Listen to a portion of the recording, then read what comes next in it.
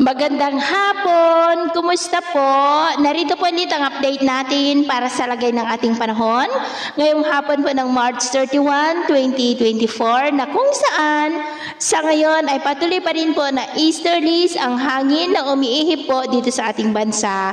Habang mayroon na pong namumuo na sama ng panahon o LPA sa southeastern part ng Mindanao, kaya po na inyong nakikita at kung hindi po yan malulusaw ay lalapit sa Mindanao na magdudulot ng maulan na panahon ngayong darating po na weekend. At ito naman ay pinapakita ng forecast model natin pong ginagamit hanggang po sa susunod na 2 linggo. At sa lagay ng ating panahon, ngayong hapon po ay maayos ang panahon sa malaking bahagi ng ating bansa, pero may tsansa pa rin ng maulap na kalangitan with isolated rain sa ilang bahagi ng Ilocos Region, Cordillera, ilang bahagi po ng Camarines Provinces, Lanao Provinces, Misamis Occidental, Mati at